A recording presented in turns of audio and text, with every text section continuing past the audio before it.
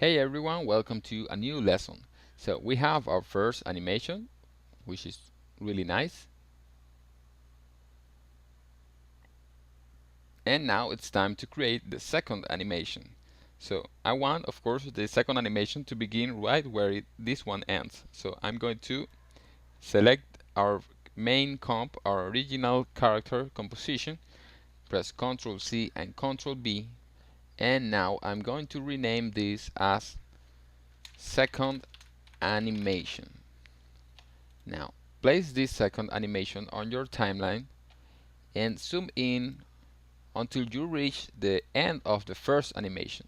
Now, select your second animation and with the opening bracket on your keyboard, press it, and now this one starts right when this one begins. So you can see any cut or anything.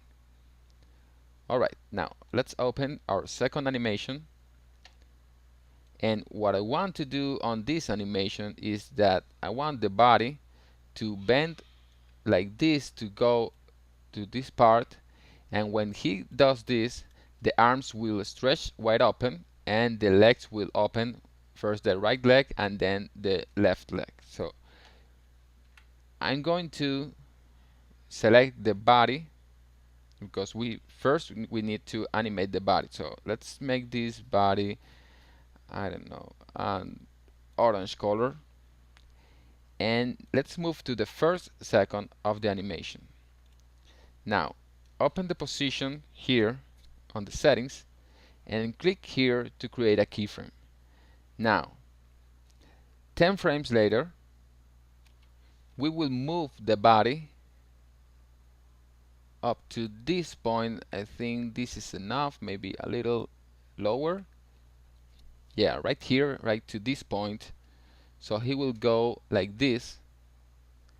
Now I want him to remain on this position for 20 frames. So I'm going to move 20 frames here and I'm going to create another keyframe.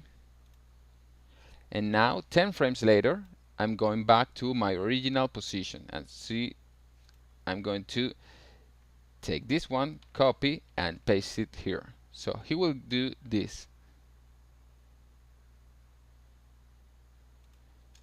He will go down and then up again. You can see that right now the animation is really choppy, it's really tough. So I'm going to grab all these keyframes, right click and make them easy ease. So now the animation will be smoother. Alright, so I want this to be repeated 4 times. So I'm going to take all these keyframes and I'm going to the third second and I'm going to paste them. So that's 2. Now I'm going to the 5th second and paste them, and one more time on the second 7. So now I have 4 repetitions of this.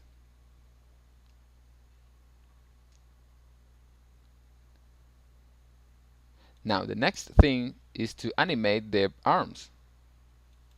So I'm going to show you a trick. I want to animate the arms right when the body moves. So I would have to be going down and going up to see where the keyframes are and then paste them here and everything. So instead of doing that, I'm going to create some markers here on the timeline so that I don't have to see all these keyframes to know when the body goes down. So I'm going to place the time indicator, this needle right here, on each keyframe, and on my keyboard I'm going to search for my asterisk key and I'm going to press it. When I do that, you can see that I created a little marker here. Now you can create markers for the layer itself if you select it, but for now I want this marker to be for all the layers. So unselect everything and create markers on each one of these keyframes. Create one here, another one here, and another marker on every keyframe that we have right here. So this will make things easier because otherwise we would have to serve to look where is the keyframe and press it and go down, and it's much more job, so it's easier like this. So I will create some markers.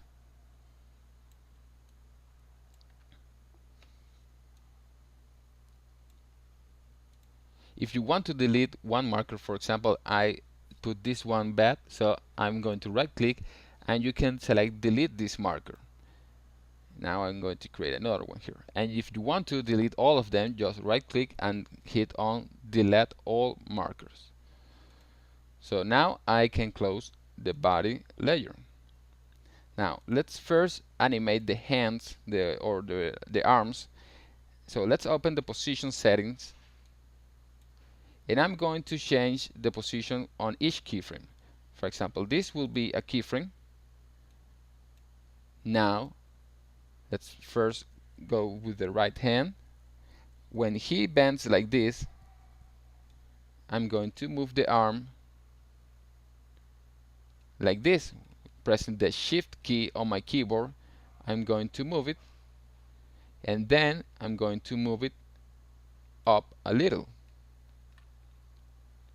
Make sure that it's not too stretched, because if we take the controller here, the arm will be really stretched, and this will, of course, won't look good. So just make sure that it stretches enough.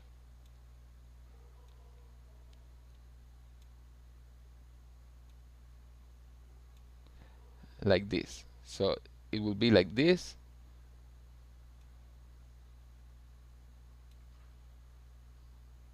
Okay. Now on this third marker, I'm going to create a keyframe here, and now here I'm going to copy this original keyframe. So I'm going to have this movement. He will open the arm and then close it when he goes up. Now I want this, of course, to be easy ease, so I'm going to take them all, right click, keyframe assistant, easy ease, so that the animation is smoother. Now I'm going to copy all of these keyframes on all the markers, like this, one more time here, and last time here. Now I have to repeat the same for the left arm, of course. So when he gets here, this arm should be in this point. Try to make it look the same as the right arm.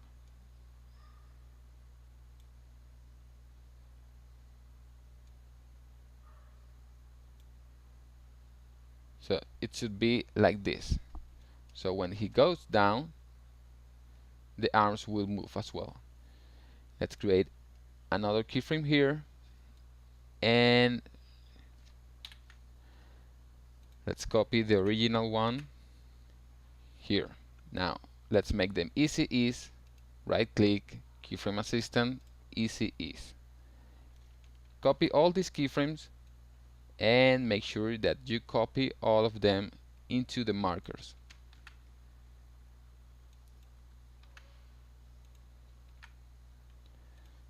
So far we have this movement. He moves like this, then goes back again.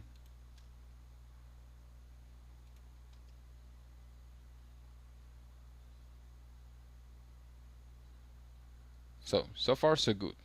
Now it's time to animate the legs. So we can close this and open the position for both legs.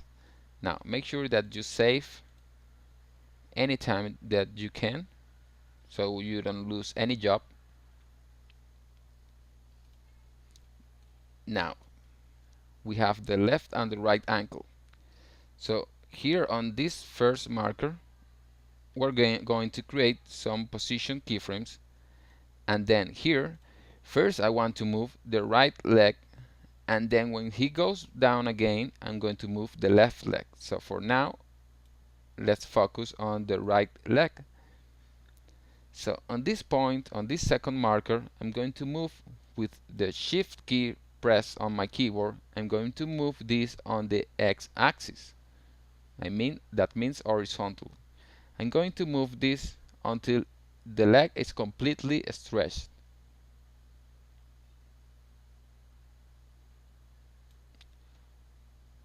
A little more, like that. Now I'm going to copy this keyframe here, and then on the fourth marker I'm going to copy the first instance. So he will go like this. He will stretch the leg and drag it all again. Now let's make this easy ease again so that the animation is smoother. Alright, now I want this leg to, the left leg to open now. So I'm going to create a keyframe here, and on this position I'm going to do the same that I did with the right leg. I'm going to stretch the leg like that. Now create a keyframe with the marker and copy the first keyframe here. Make them easy ease. Now so far we have this. He stretched the right leg and then stretched the left leg. So I want this to be repeated. So when he goes back down, he moves again the right leg. So I'm going to take all these 4 keyframes and I'm going to paste them on the marker that starts on the 5th second, like this. And then I'm going to copy this, and on the second 7 I'm going to paste them. So let's see how it looks so far.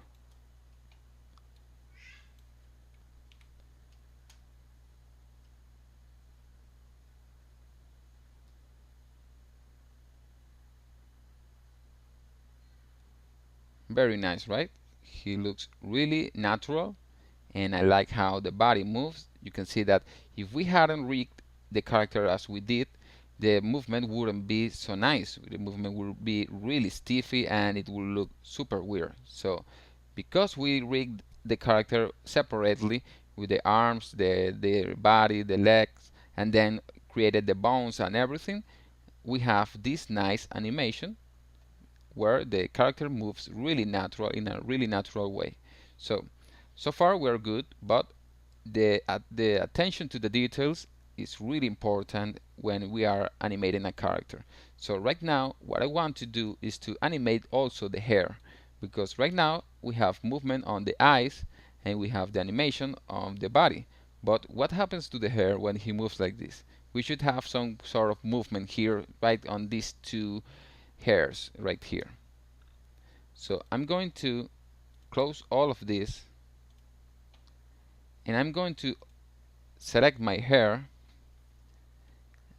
I can color this green maybe, and what I want to do is to create some puppet pins, because I don't need the GUI plugin for this, because this will be just a simple animation, a really simple animation. So all I want to do is to create some puppet pins. So I'm going to solo this layer, and I'm going to grab my puppet pin tool, and I'm going to create a puppet pin here.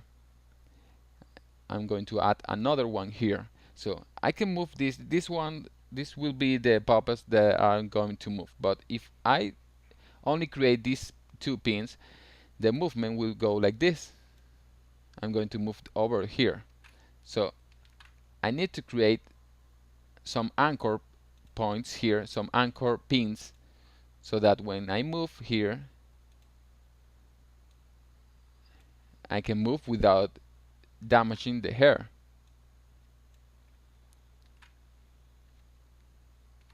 You can see that now I can move the hair like that. Alright, so we will only animate these 2 pins, so I'm going to rename only them. So these are the first and the second one. I can rename them as hair 1, and these will be hair 2. Okay, now I will open them and you can see that they already have some position keyframe here.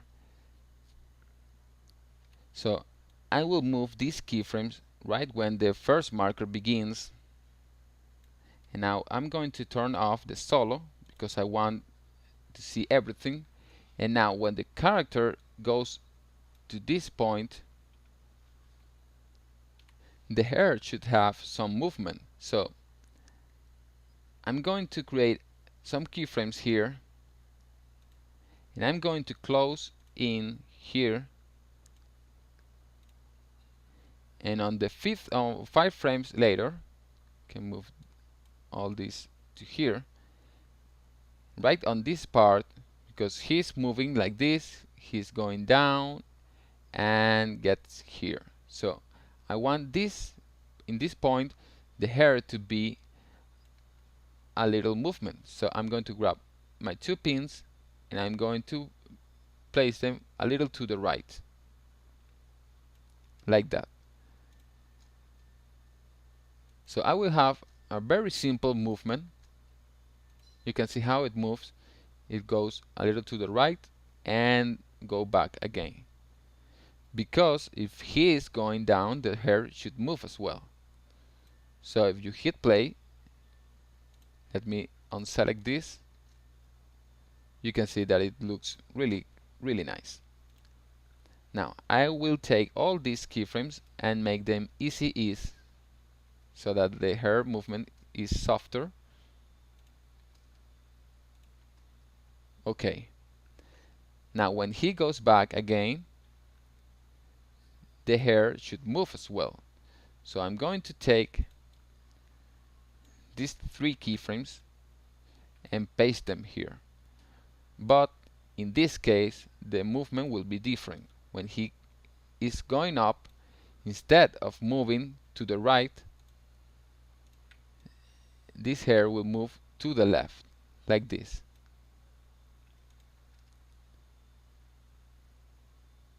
So we have this sort of animation.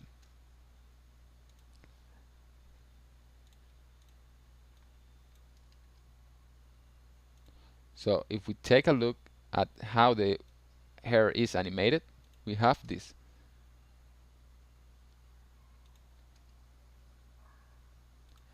You can see it's really simple, but it's adding some more personality to our character. So we will repeat all of these. Let me copy them, and I'm going to repeat them on all of our markers. One here, another one here, and the final one here. So now let's take a look at how everything looks so far.